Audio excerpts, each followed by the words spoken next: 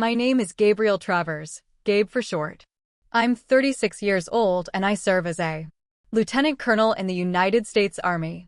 I've done 3 deployments, led joint operations overseas, and trained some of the toughest units on the East Coast. But nothing could have prepared me for what I found when I quietly came home from deployment. I landed stateside on a red-eye flight. No one knew I was returning. That was on purpose. I had a few days of leave and I wanted to surprise my family. Mostly I wanted to see my grandfather, Clarence Briggs. He raised me when no one else would. He's the reason I became the woman I am. The ride from the airport was quiet. I watched trees blur past in the dark. There was a hollow pit in my chest, but I couldn't tell why. Call it instinct. In the Army, you learn to listen when the silence feels off. I pulled up to the house just after 5 o'clock in the morning. All the lights were off. The front porch was damp. I noticed the flower beds were unwatered, the driveway unswept, and something in me tightened. I rang the doorbell. Nothing. Rang again. Still nothing. I unlocked the door with the spare key hidden beneath the chipped garden gnome, the same one Grandpa used to joke was uglier than his war sergeant. Inside the house was cold, quiet, but not the peaceful kind of quiet. It was the kind of silence that creeps under your skin. I called out, "Grandpa." No answer. I walked into the kitchen. A half-eaten microwave meal sat on the counter. The trash hadn't been taken out in days. I checked every room, empty. No note, no sign of recent life. Just an old cardigan draped over his recliner and a photo of the 2 of us taped to the fridge. I stepped outside and asked the neighbor, Mrs. Halpern, if she'd seen him. She looked at me like I should have known. "Oh, honey. They took him to county hospital nearly 2 weeks ago. Chest pains. He collapsed in the backyard. I thought your mother would have told you." I didn't answer. I just got back in the car and drove. By the time I reached County General, the sun was rising. I walked straight into ICU, still in uniform, boots dusty from Baghdad, with a duffel over one shoulder, and my military ID clenched in one fist. Room 317. There he was, lying in bed. Unconscious, tubes in his arms, machines tracking every breath, oxygen hissing through his nose, and absolutely no one else around. A nurse came over. Surprised. "You must be Gabrielle. You're the first family member to visit since he was admitted," I asked. "Where's everyone else?" She hesitated. "Your mother signed the intake form, but she left 10 minutes later. Said they had a flight." "A flight?" I asked. She nodded. "Hawaii told us to call if his condition changed." That's when my phone buzzed. 1 call, then 2, then 3 in a row. I stepped into the hallway, opened my messages. First thing I saw was an Instagram story.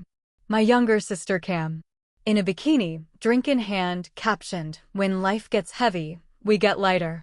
Mahalo, Maui." I checked the call log. No missed messages about Grandpa. No updates. Nothing from Mom. Nothing from Reed, my stepfather. Just charge alerts on the family card for massages, cocktails, and private beach excursions. And that was when I made one phone call. Just one. Not to them. To someone who actually mattered. I dialed Marcus, my former JAG contact, now a private attorney. I gave him the full picture. Grandpa's condition, his absence of care, the financial records, the power of attorney he'd had notarized and mailed to me months earlier. Marcus said, "If you're ready, we'll move immediately. Do you want to freeze the accounts?" "Yes," I replied. 1 hour, he said. "That's all I need." Exactly 1 hour later, my phone lit up. 25 missed calls from Mom, from Cam, from Reed. But I didn't answer because they had already made their decision 2 weeks ago. They abandoned a man who never once abandoned them. And now it was my turn to stand between him and the people who left him for dead. Not with rage, but with resolve. The house hadn't changed, but it had. I stood in the doorway, the key still warm from my hand. The hinges groaned like they were waking from a long nap. Dust hung in the air like fog, thick and unmoved. The air was stale, but underneath the neglect I could still smell him. A faint trace of aftershave and old paperbacks. Familiar. Intimate. It hit me so hard, I had to hold the doorknob just to stay steady. I stepped in slowly, boots echoing on the hardwood floor. The living room was frozen in time. The recliner by the window sat empty, slightly tilted, with a folded wool blanket still resting over one arm. His reading glasses were on the end table next to an unopened bottle of his heart medication. It was like he just stepped out and never came back. I walked past the kitchen where the sink was dry, dishes stacked neatly. No signs of dinner, no mugs in the drying rack. That man made tea every morning. The kettle was cold. Then it happened. As I turned the corner into the hallway, my duffel caught on the edge of a bookshelf, and something fell with a soft thud. It was the photo album. Leather-bound, cracked at the corners. I picked it up and opened to a random page. There I was, maybe 8 years old, standing on top of a faded red tractor. Grandpa was behind me, hands loosely on the wheel, smiling like nothing in the world could go wrong. We were on the edge of our property in Indiana in the middle of a field. I could still hear his voice that day, calm and steady as I gripped the wheel. Family isn't about blood, he told me. It's about who stays when you're hurting. I sat down right there on the floor, legs crossed, uniform wrinkling beneath me, and turned through page after page. Every memory was a quiet miracle, me and my softball uniform, him holding a snow shovel taller than I was. The 4th of July cookout where he burned the burgers, but still insisted they were medium well. I didn't cry. I just closed the album and held it against my chest for a long time. Then I stood up and went to the office. That was Grandpa's space. Neat, organized, sacred. The desk was clean, the surface wiped down, but the trash bin was full. I reached in, sorting through receipts and envelopes. That's when I found it. An itinerary printout. From Kona Airways. Departure March 12th. Destination Honolulu, Hawaii. Passengers, Lillian Briggs, Camden Briggs, Reed Lawson. I stared at it for a long time. The departure date was 12 days ago. The exact day Grandpa was admitted to the hospital. They left him. No nurse rotation planned, no power of attorney updates, no family emergency contacts listed. They just left. Next to the itinerary was a hotel confirmation for nights at a beachfront resort. Spa packages, champagne welcome, all-inclusive. I felt the stillness of the room close in around me. I could hear the quiet buzz of the old wall clock. Tick, tick, tick. My hands were steady as I laid the papers out on the desk. I wasn't angry. Not yet. I was documenting. I was preparing. I opened Grandpa's desk drawer, the one he always locked when I was younger. He kept the key behind the photo of Grandma taped inside the frame. I reached for it, pulled open the drawer, and found a sealed envelope labeled Gabrielle. Inside, there was nothing more than a blank note card and one single sentence written in his shaky but unmistakable handwriting. If you're reading this, then you already know. Yes, I did. I knew everything I needed to. I sat in the dim corner of the ICU waiting room, elbows on my knees, phone in my hands, staring at the screen like it owed me answers. I hadn't slept in over 24 hours. My boots still had sand in the treads, but none of that mattered. Not anymore. What mattered was the silence. I tapped my mother's name and hit call. 1 ring, 2, straight to voicemail. Hi, you've reached Lillian Briggs. Leave a message, and I'll get back to you when I can. I didn't leave a message. I tried. Again.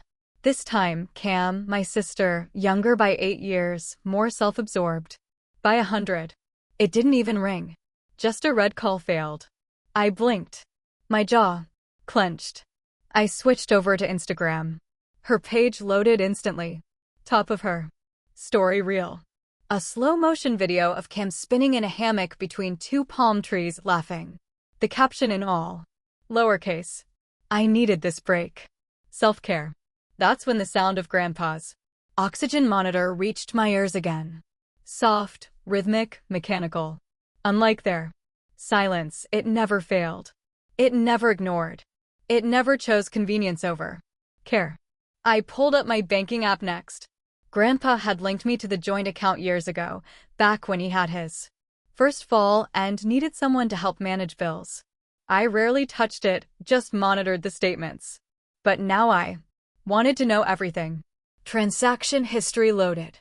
My thumb scrolled through line after line of charges. Hibiscus Spa 460 Ocean View Retreat Resort 99.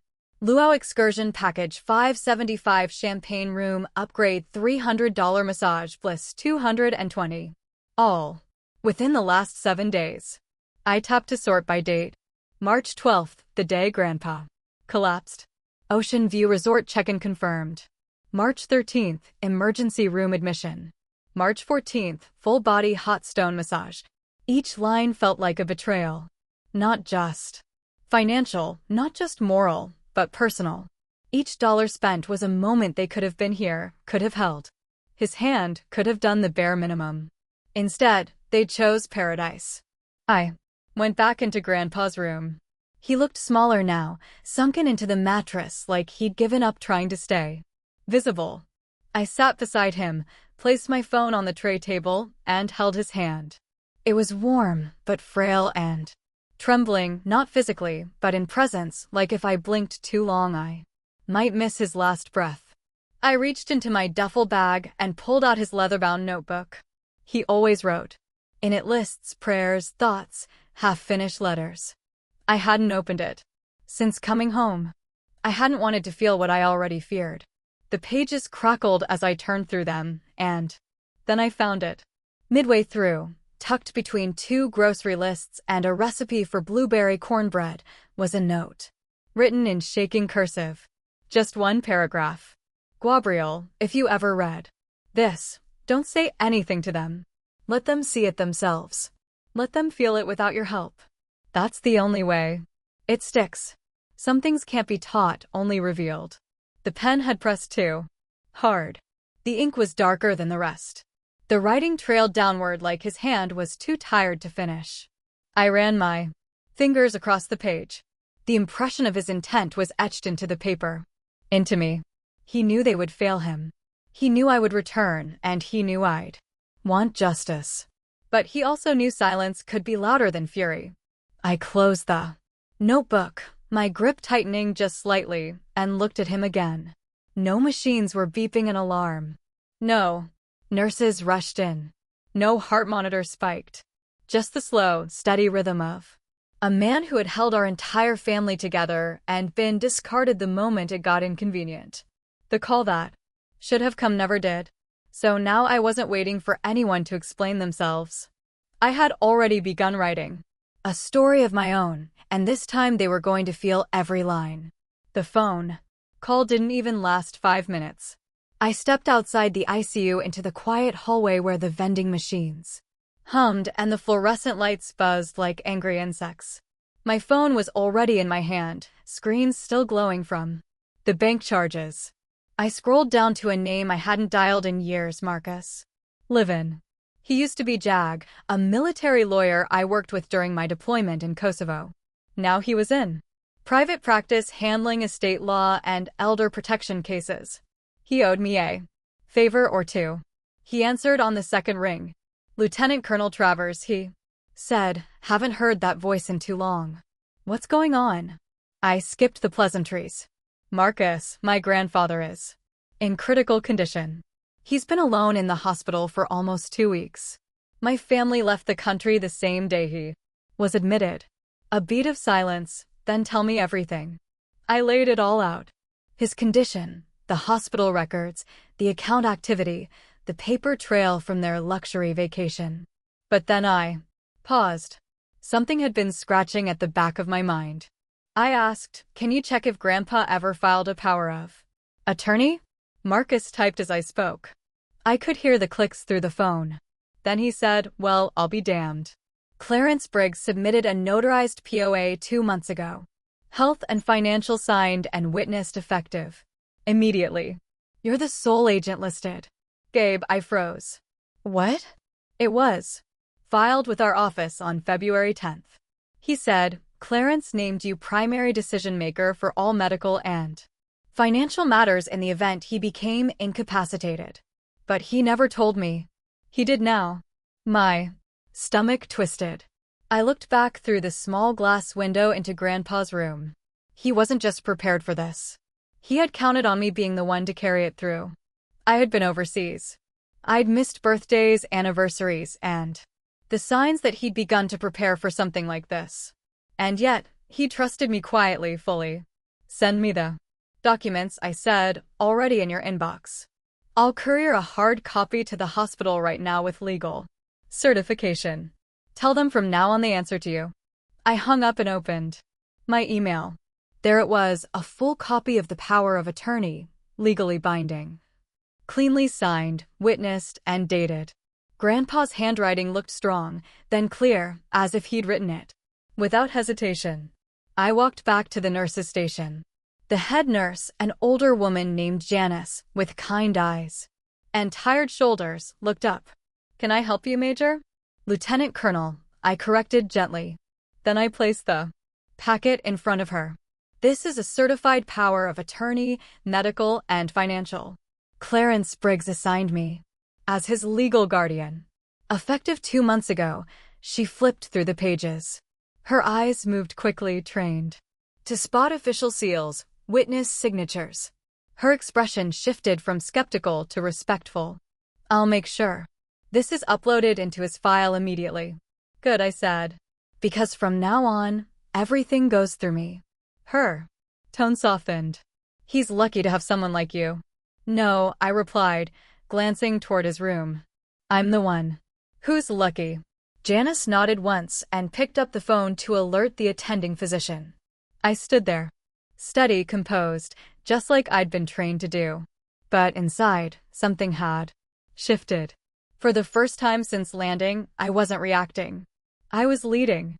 I wasn't just his granddaughter anymore. I was his voice. I returned to his bedside, notebook still in my hands. I opened it again to the line he had written me. Let them see it themselves. I had seen enough. And I would make sure they did too. Not with shouting, not with threats, but with truth. With the law, with my name now signed where there's used to be. One phone call. That's all it took. Exactly 1 hour after submitting the power of attorney, my phone lit up. At first, it was just one call from Mom. I watched it ring, felt my jaw clench, and let it pass.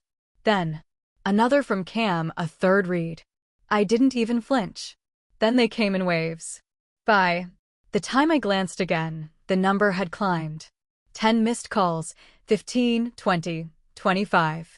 I didn't pick up a single one.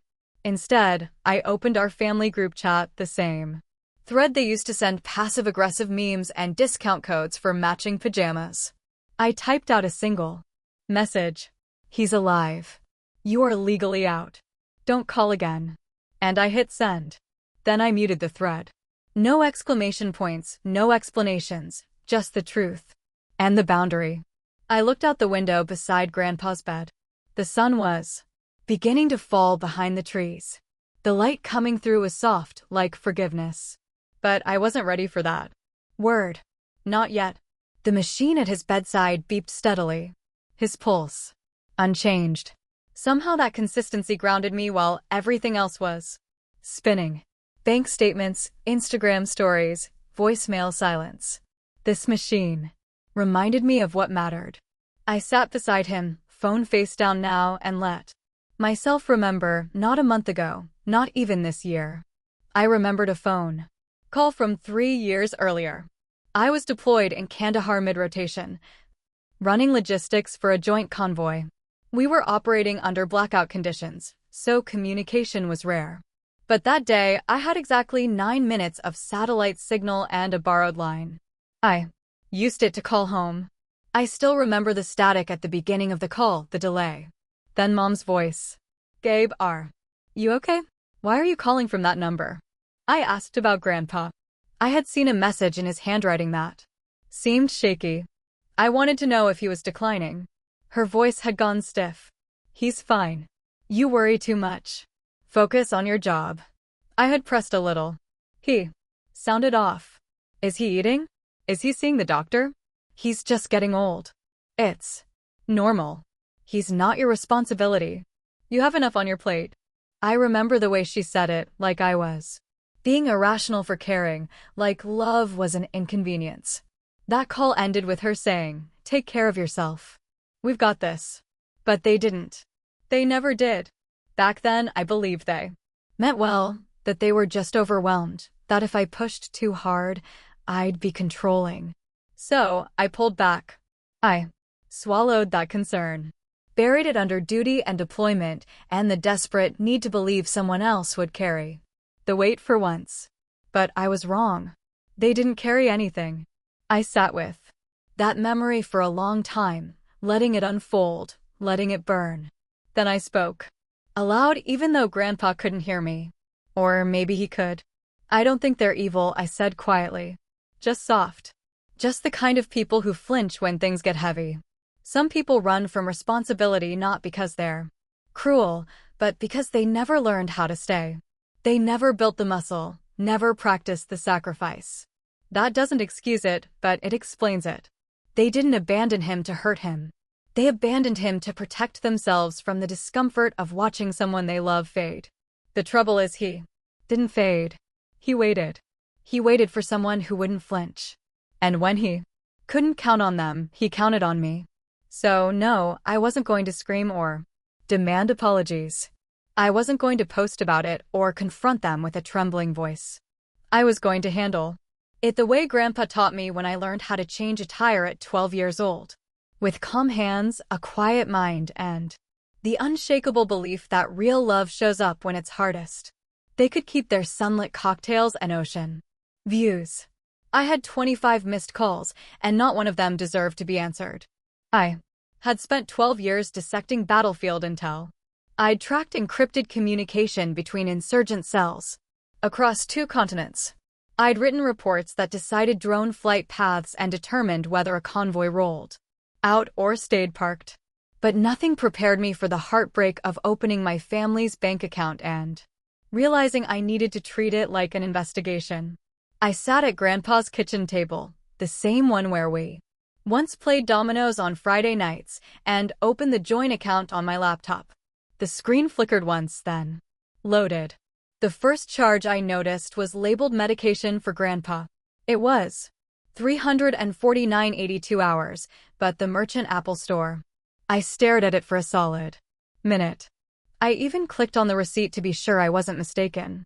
It was for AirPods and a smart charger, not insulin, not oxygen tubes, not prescriptions, wireless earbuds. They had labeled luxury tech as life-saving meds. And that was just the beginning. I started scrolling.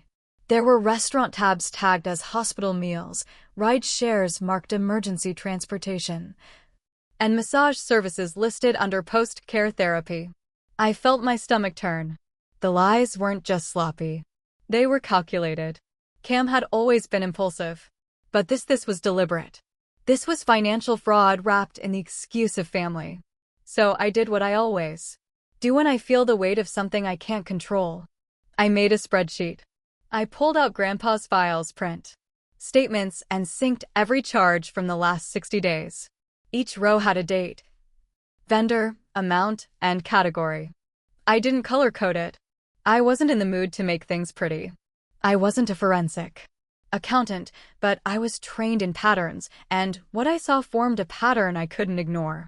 Every time Grandpa had a major medical event, a fall, a spike in blood pressure, or most recently, his hospitalization, there was a corresponding luxury charge from them within 24 hours.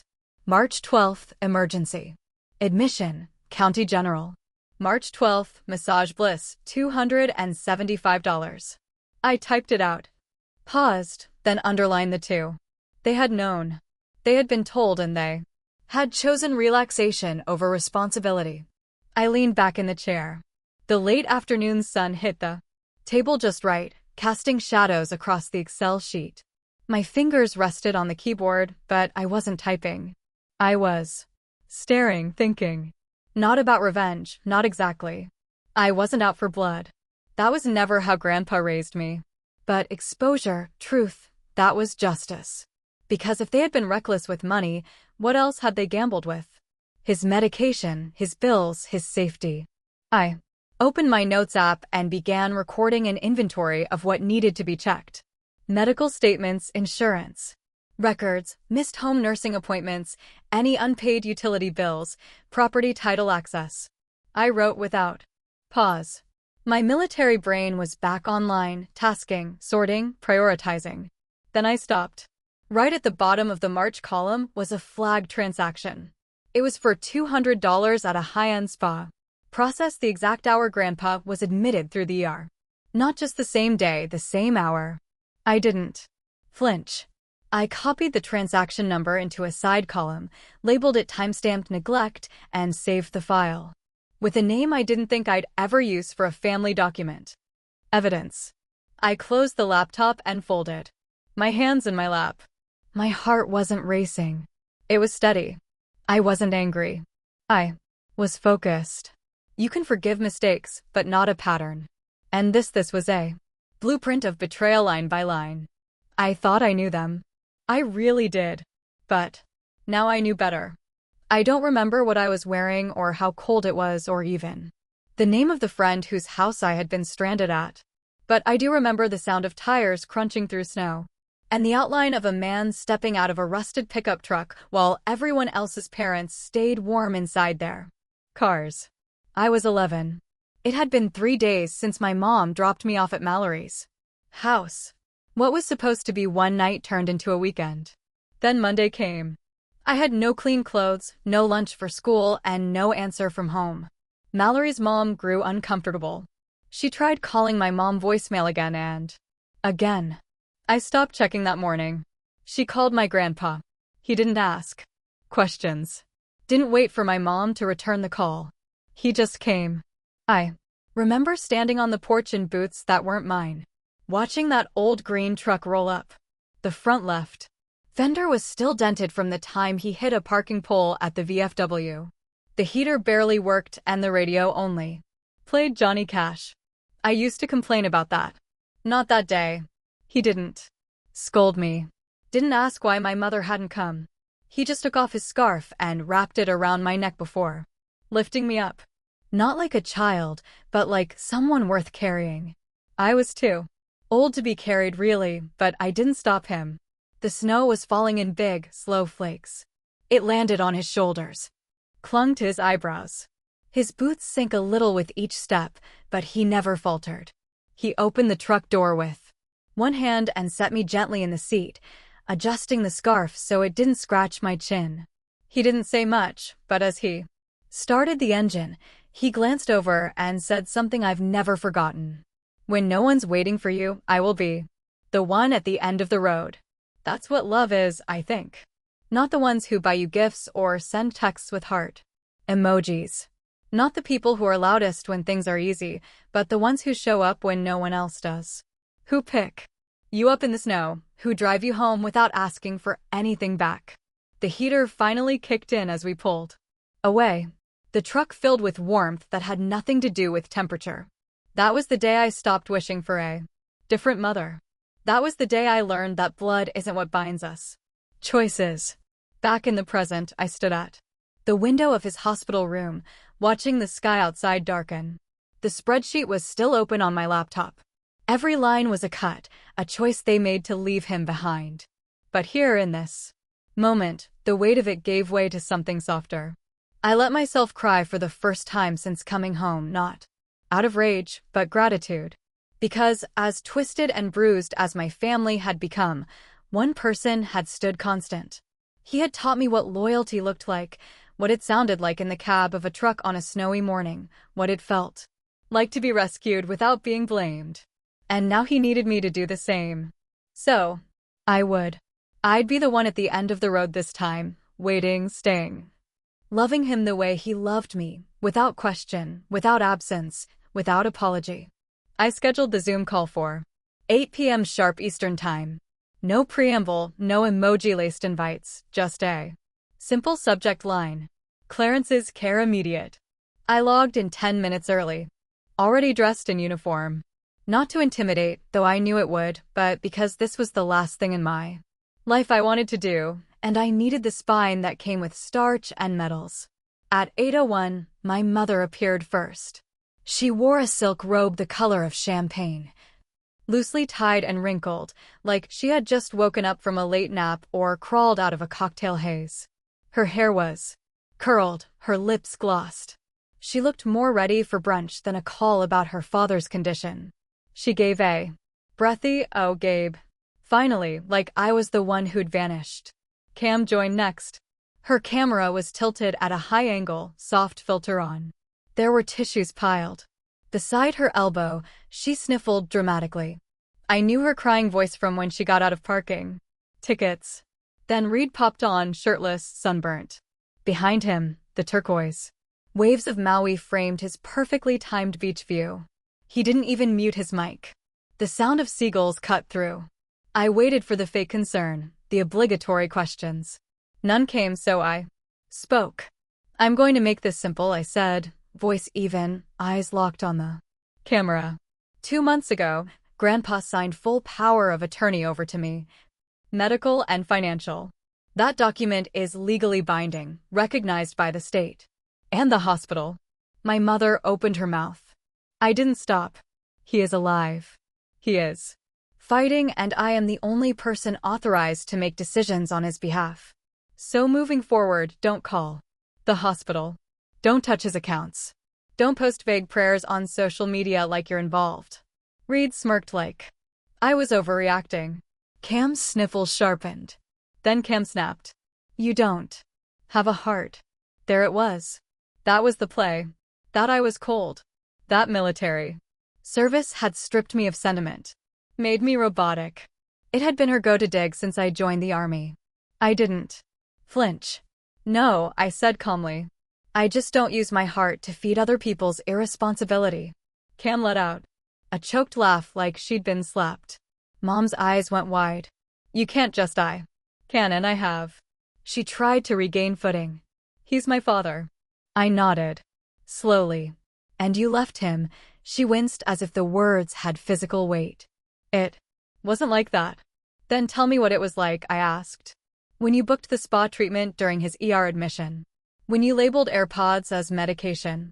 When you ignored 2 weeks of hospital calls because you were off the grid in a luxury villa." Reed finally spoke. "Gabe, you're being dramatic.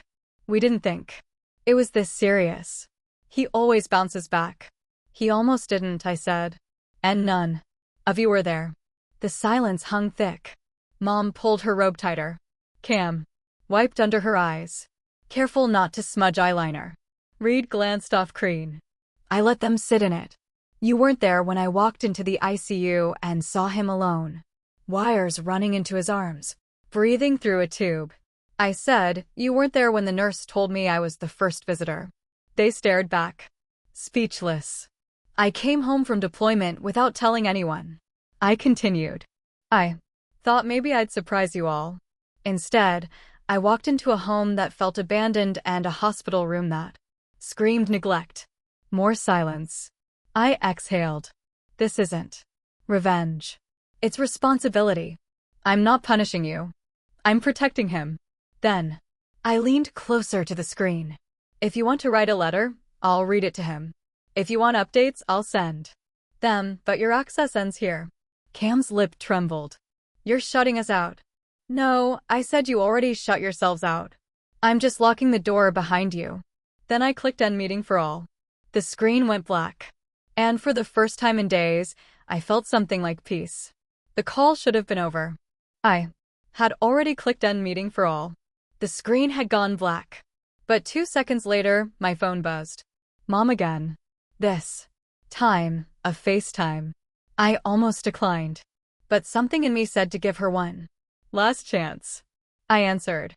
Her face filled the screen, eyes brimming with something sharper than anger, wounded pride. Her silk robe was gone now, replaced by a sweatshirt. She wasn't performing this time. "You think you're better than us, don't you?" she snapped. "Just because you wear a uniform because he handed you some legal papers." I didn't respond. I knew what was coming. I'd heard the build-up before. He chose you because you're cold, she spat. Because he knew you wouldn't feel anything when it got hard. He didn't trust you with his love. He trusted you with logistics. Her words landed hard. Not because they were true, but because at some point in my life, I might have believed them. I said, nothing. She stared at me, waiting for a reaction. I gave her none. We sat in silence for a few seconds before she muttered, "He knew you don't know how to love anyone." I ended the call. No drama, no raised voice, just a tap on glass. I didn't need to hear more. Because the truth was I had already heard what mattered. It was written in Grandpa's hand. After they left him at the hospital, I'd found his old notebook tucked under the armrest of his recliner. He used to scribble in it. After meals, observations, memories, sometimes shopping lists. But on the last page, the handwriting was shaky, uneven, but unmistakably his. If anything happens to me, tell Gabrielle this wasn't a burden. It was my choice. She's the only one strong enough to do the right thing, even when she'll be hated for it. I sat on the edge of the couch, the notebook open across my lap, my mother's words still ringing, cold, heartless, loveless. I looked back at that line. Even when she'll be hated for it. He had known. He had seen me more clearly than anyone else ever had. And he hadn't feared my strength. He respected it. The world often punishes women for being steady instead of soft, for holding the line instead of holding hands. I had spent years in combat zones, making split-second decisions. Some that saved lives, some that haunted me. But none of them ever made me feel as exposed as hearing my own mother twist that strength into shame. I closed the notebook slowly. Then I let myself remember a different time, one that told me who I really was. I was 9 the first time my tire went flat. Not on a car, on my bike. I came home dragging it behind me, sweaty and frustrated. Grandpa didn't ask me what happened. He just said, "Garage 10 minutes. Bring gloves." I thought he was going to fix it for me. Instead, he pulled out a floor jack and laid a wrench in my hand. "You're not going to wait on someone to save you," he said. "Not if I can help it," I pouted. "I'm just a kid." He crouched to my level. "Exactly. You learn now. You'll never sit helpless in a parking lot at 25. So, we started with the bike, then the truck, then changing oil. How to spot a cracked hose. What to do when someone lies straight to your face and tries to talk you out of your own instincts. He didn't raise me to be hard. He raised me to survive. And now, because of that, I could make sure he didn't just survive, but was protected, safe, honored in the final stretch of his life. Not because I didn't feel, but because I felt enough to stay. To do the job no one else would. To love him the way he had always loved me. Without apology, without weakness, without condition. I sat at the old oak dining table, the one where Grandpa used to read the Sunday paper while I did my homework. The grain of the wood was worn smooth, like it had absorbed decades of meals, arguments, and quiet apologies. Tonight, it was buried under stacks of paper, bank statements, notarized power of attorney forms, hospital invoices, screenshots of Cam's vacation posts, and every digital receipt labeled as Grandpa's medication. I wasn't angry anymore. Not the sharp, shaking kind of anger that made my pulse race. That part had burned off. What remained was something heavier, quieter, clarity, the kind that comes after a storm when you finally see how much damage was done. I took a slow sip of coffee, my third cup, and looked at the color-coded spreadsheet I'd finished the night before. Every fraudulent charge was highlighted in red. Every unpaid hospital bill was flagged in yellow. Every legal document with my signature was neatly scanned and labeled. I'd built a paper trail so tight even my mother's smoothest excuse wouldn't slip through. At the center of the table sat a single manila envelope. On the front, in black marker, I'd written 2 words. For court. I slid the last printed statement inside. Then I added Grandpa's journal. The pages where he wrote about the missed calls, the lies, the days he felt like a burden in his own house. He Hadn't written those words for court, but I knew they carried more truth than anything they would say on the stand. I sealed the envelope. The sound of the glue pressing down felt final. I didn't slam my hands on the table. I didn't scream or rehearse speeches. Those things didn't matter now. What mattered was action.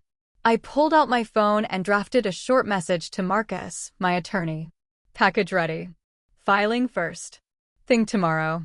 He responded within a minute. Understood. Court date will be fast-tracked. You did good, Gabe. Did good. I wasn't sure if it felt good, but it felt necessary. I glanced toward the hallway where Grandpa's old coat still hung on the rack. For a moment, I saw myself at 11 again, curled up on that same coat while he drank late-night coffee, telling me that doing the right thing rarely feels comfortable. The right thing, he used to say, is usually the one that costs you. This one was costing me family. But what's family if they abandon the one who raised them? If they turn someone's last years into a transaction? I turned off the dining light and stood with the envelope in my hand. The house was silent except for the hum of the refrigerator. It smelled faintly of dust and lemon polish. Familiar, comforting, like Grandpa's steady voice. As I walked toward the front door, I didn't feel like a soldier or a granddaughter. I felt like both. And that I realized was exactly why he chose me. Not because I was cold, but because I could stay calm when everyone else turned away. I set the envelope by the door, ready for pickup. My phone buzzed with another missed call from Mom. I didn't answer. The envelope would. It was past midnight when I finally decided to clean out Grandpa's desk. Not to purge it, just to feel close to him again. His scent lingered in the drawers. Cedar, coffee, and something faintly medicinal. His handwriting danced across envelopes, grocery lists, tiny sticky notes folded into quarters. Then I found the envelope. It wasn't sealed, just tucked between a copy of his will and an old Veterans Affairs form. My name was written on the front in careful cursive. For Gabrielle if I don't get to say it out loud. I hesitated. My breath caught. I opened it with the same reverence I gave mission briefings in Kandahar. This wasn't strategy. It was truth. His letter was dated 4 months before he collapsed. Long before the hospital, before the silence, before the beach. Photos and the missed calls. He had written, "My girl, if you're reading this, then I probably didn't get to tell you this in person. I want you to know there was never a second I doubted putting you in charge.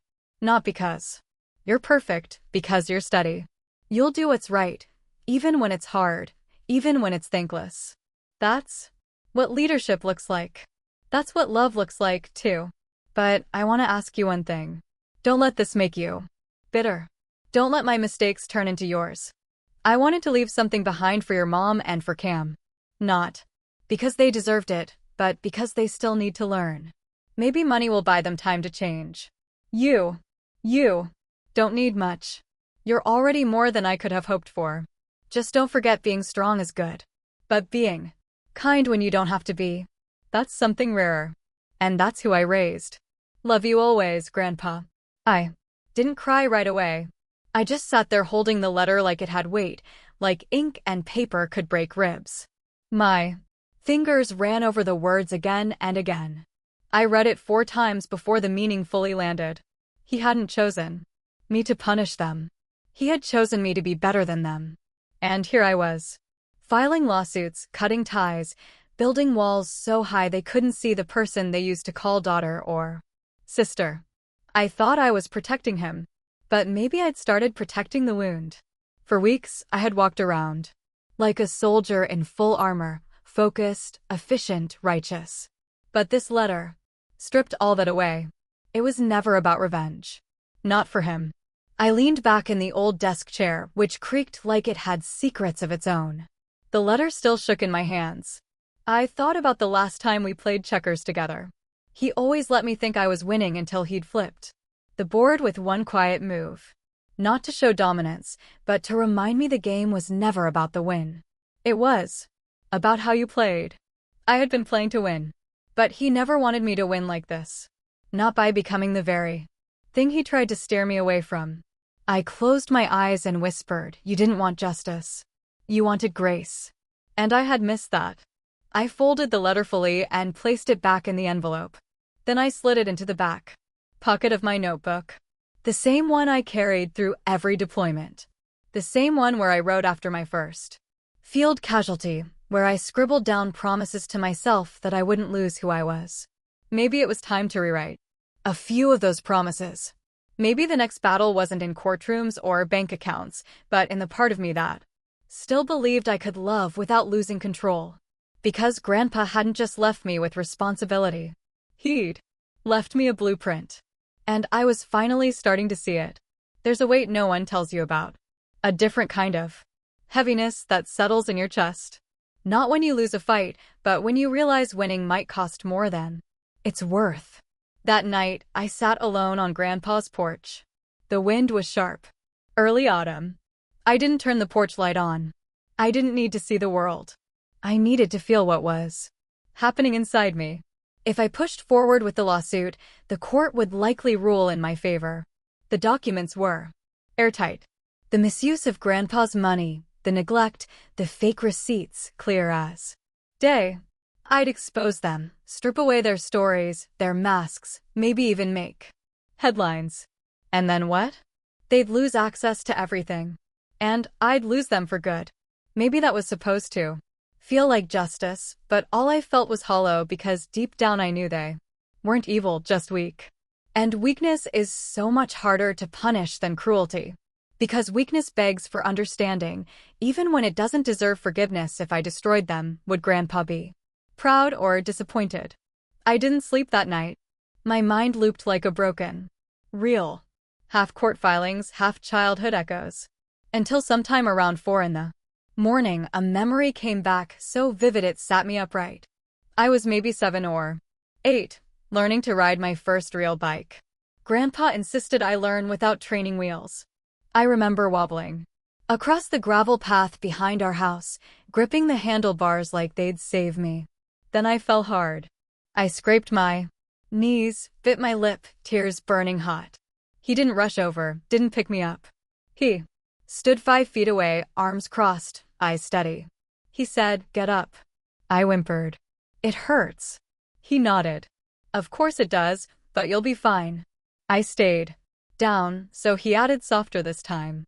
"No one lives a good life by only knowing how to stand alone, Gabby. But you have to learn to stand first. That's the deal." And I did. Eventually, I got up, rode straight back to him. And he never said, "Good job." He just tousled my hair and walked inside. That moment had defined so much of my life, my independence, my silence and pain, my refusal to ask for help. But now I realized the second half of what he said. No one lives a good life by only knowing how to stand alone. That was the part one had missed. I opened the laptop and clicked into my legal folder. The file labeled lawsuit final glowed back at me. My hand hovered over the send button. I didn't press it. Instead, I opened a new document. It was a contract, not a lawsuit. A distribution agreement outlining how Grandpa's remaining estate would be divided, but with conditions. Cam and Mom would receive their portions only if they completed a checklist, settle all unpaid medical debts, attend 3 financial counseling sessions, commit in writing to monthly visits or care check-ins with a registered elder care agency for at least a year, issue a written acknowledgement stored with our attorney of their role in Grandpa's decline. It wasn't vengeance. It was responsibility. And if they refused, I still had every piece of evidence. I'd just chosen not to lead with fire. I saved the document, printed it, sealed it in a new envelope. Same table, same black marker. This time, the label read for accountability. I still believed in justice, but I didn't believe in destroying what was already broken just to feel powerful. Maybe Grandpa hadn't wanted me to fight harder. Maybe he wanted me to see deeper. Because sometimes choosing not to destroy is the strongest thing you can do. The phone rang just past noon. I let it go once, twice. The third time I picked up. Gabrielle, my mother's voice, came through, thinned by static, but thick with practiced emotion. I got the letter of agreement. Silence stretched. Between us. I read it twice, she continued. It's cold, legal, like you're handing me homework instead of grace. I took a breath. It's not grace, Mom. It's responsibility. She sighed. A long theatrical exhale. You don't understand how hard it was. He always made you his favorite. You got the medals, the praise, the strength. Me? I was just the daughter who disappointed him. The words were meant to wound or maybe explain. I couldn't tell anymore. Did you ever stay with him one night? I asked. Just one in the hospital on the days when he couldn't lift a glass of water. She didn't answer. So I continued. I flew home from Afghanistan with 42 hours notice. You had 4 months. What did you do with them? Another pause. Then she whispered. I couldn't watch him die. No, I said steady. You just didn't want to be reminded you were still alive. Click. She hung up first. That night, Cam posted a story on Instagram. She was in a dimly lit room, eyes glossy with angled tears. Soft piano music playing underneath. The caption read, "Families are complicated. Sometimes people don't see the pain behind the silence." Thousands of likes. Dozens of comments. Stay strong, girl. Sending hugs. You deserve peace. Not one mention of Grandpa. Not one word about what she'd done or hadn't done. I didn't comment. I didn't message. I simply took a screenshot and added it to my folder. Receipts just in case. Reed, on the other hand, never responded. No call, no email, just a user not found when I checked his profile. He'd blocked me. Blocked me for sending terms to accept inheritance from the man who had paid his tuition, who once sold his antique rifle collection to cover Reed's DUI fine. I sat on the hospital bench that evening, watching Grandpa's monitors blink steadily, rhythmically. The kind of quiet that didn't ask for anything. I whispered, not to him, to myself. I tried to find the space between justice and mercy, between what I felt and what I feared I'd become. And I realized this wasn't about them. Forgiveness was never for the ones who hurt you. It's for the version of you who deserves peace. Not the soldier, not the executive, not the granddaughter, just the woman who stayed. I remembered the letter Grandpa never sent. The one where he said I didn't need much, that I was already strong. I hated that. Strength was the thing people admired most in me. Because sometimes it just felt like an excuse for everyone else to be weak. I leaned back, head against the wall, eyes closed. There were no more battles to fight. No one left to convince, just me and a man slowly slipping away in a room no one else thought to visit. And for once that felt like enough. The building wasn't impressive, just a squat one-story brick structure tucked behind a church barely marked by a faded sign that read Evergreen Veterans Home. But it was clean, quiet, honest. I stood by the entryway for a moment, fingers gripping the folder in my hand. The paperwork that would make it official. Clarence Foundation, named after the man who once told me not to wait for the world to fix itself. Inside, the air smelled of lavender and rubbing alcohol. Not unpleasant, just sterile. A receptionist glanced up. You're the one from the VA? I nodded. Yes, Gabrielle Travers. I'm here to see Hank Decker. She smiled, then leaned toward the hallway, yelling, Hank, your girl's here. A moment later, a wiry man with a cane and an American flag pin shuffled in, eyes twinkling under thick brows. You don't look a day older than that scared kid Clarence brought to base in '99, he said. I laughed, something I hadn't done in days. You must have been wearing rose-colored glasses. Hank and I sat in the common room where a few men dozed in recliners. The hum of a small TV filled the background with some '70s sitcom rerun. He used to talk about you, Hank said softly. All the time. Said you'd either become a general or a judge. And either way, you'd scare the hell out of the guilty. I handed him the folder. He opened it slowly, hands shaking, but eyes steady. What's this? He asked. Funding, I said. Resources for vets who've been left behind, literally or legally. Medical access, caseworkers. Legal aid for POA disputes, grief counseling, small grants for those kicked out of homes by family, even housing stipends. He blinked, stunned. You did all this? I shook my head. I'm just the one who showed up. He was the one who planted the idea. I just followed through. He looked at me for a long moment, then said, Clarence didn't raise you to be comfortable. He raised you to be right. There's a difference. I swallowed hard. Outside, I could hear a wind chime clink in the breeze. For a second, I imagined Grandpa sitting out there, hands folded, cap tilted back, just watching the sun dip low like he used to. The foundation wouldn't fix the hole they left in him, or in me, but it would stop that hole from spreading. We walked through the hallway slowly, Hank introducing me to other residents, men with half-formed sentences, wheelchairs with photos taped to the arms, veterans whose names had been lost to families too tired to care. One man called me director when he saw my badge. I corrected him gently. I'm not the director.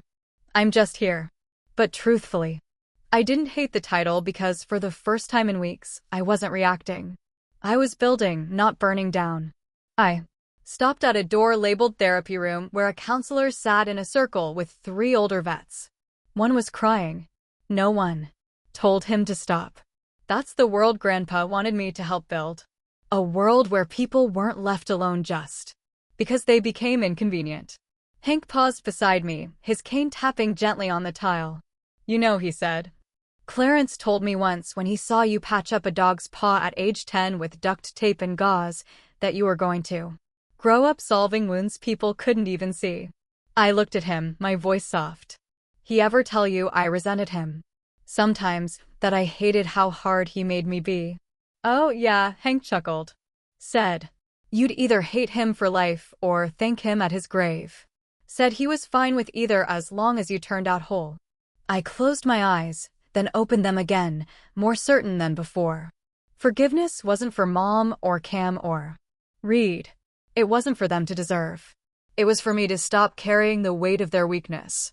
The Clarence Foundation wasn't justice. It was legacy. And I was finally ready to protect it. The machines didn't scream.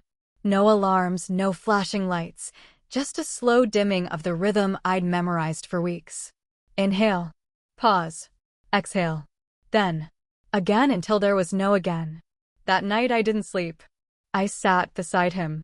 On the same plastic chair I dragged in every evening, wrapped in the same green blanket from his recliner at home. It smelled like dust and aftershave. It smelled like him. The lights above flickered once and his breathing softened like the weight of his lungs had let go of the fight without telling me. I leaned forward. My hands trembled. Not in fear, but in recognition. This was it. This was how strength left a body, not with a scream, but with stillness. I reached for his brush, the old wooden one with the missing bristles. I'd packed it from his drawer. The first night I took over, not knowing why. Now I knew. I brushed back wet, little white hair he had left, smoothing it neatly behind his ears. He would have grumbled at the fuss. I could already hear it in my head. Gabby, this isn't a parade. Still, I buttoned his favorite blue shirt, the one with the stitched pocket. He wore it every 4th of July, and on the day I graduated from basic. He said it was his lucky shirt. Tonight it would be his leaving shirt. I tucked the collar in. Then I placed the small worn leather notebook into his hands. The one with the bent corners and pencil-smudged margins. I had reread it 3 times the night before. Every word was already carved into me. But I left a note of my own on the inside cover. I saw it. Grandpa. I saw everything. I understand now. Love isn't loud. It's the act of staying. I didn't cry. I didn't need to. I sat for an hour, maybe 2, with my hand resting over his, warm, turning cool. When the nurse finally stepped in, she paused in the doorway. Her face said she knew. She didn't rush, just whispered, "Take your time." And I did. I traced the veins on his hands. Hands that had changed tires and packed lunches and pointed me toward a life beyond survival. Hands that had once carried me through a snowstorm. Now they carried nothing. But they had given me everything. I stood up slowly, joints stiff from sitting too long in one position. But my mind, it was still. For the first time in months, maybe years. At the door, I glanced back. The window behind his bed looked east toward the first light of morning. The sun was breaking gently over the rooftops, catching the edge of the tree outside, the same tree we'd sat under every summer. Him on the bench, me on the ground with a book. I remembered something he told me once when I asked what made a soldier brave. He said, "It's not about not being afraid. It's about knowing who you'd sit beside when the war is over and building a bench." There. I whispered, "You built it, Grandpa." Then I walked out of the room. Not broken, just emptied, so I could fill myself again with the quiet kind of strength.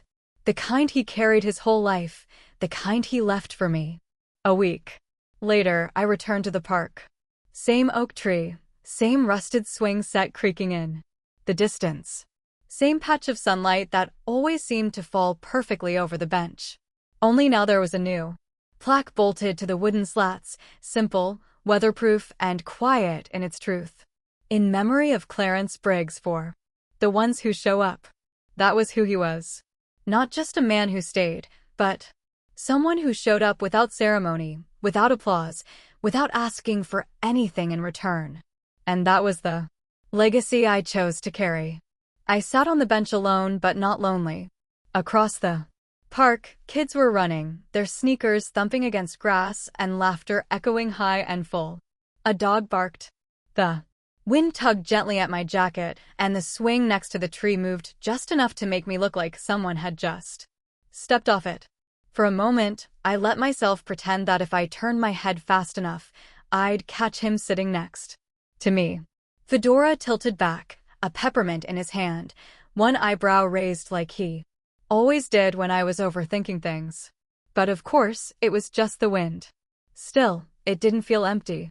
In fact, for the first time in a long time, it felt finished.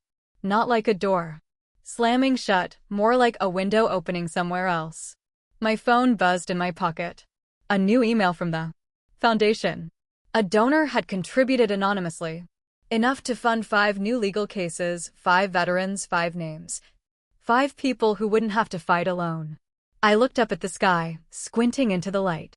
"I'm still showing up, Grandpa," I whispered. I don't know if he heard me, but I think he would have smiled. Not because I forgave them, but because I did it without needing their apology. Forgiveness, I've learned, isn't a transaction. It's not about who deserves it. It's about freedom. Mine because I didn't win and I didn't lose. I just chose to stay. To remain standing when others ran. To pick up what they dropped and to protect the piece of him that still lives in me, that will always live in me. So before we say goodbye, I want to ask you something. Where are you watching from? Is it a quiet morning with a warm cup of coffee or a late night where stories like this keep you company? Let us know in the comments. We read everyone with gratitude. And if this story touched your heart, please consider subscribing to the channel. Not just to hear more stories like this, but to be part of something that still believes in kindness, healing, and second chances. Thank you for spending your time with me today. Wherever you are, I hope you carry this story with you. And remember, sometimes the miracle doesn't knock on your door. It waits quietly beneath the tree until you're ready to sit down, take a breath, and finally come home. Take care. We'll see you in the next story.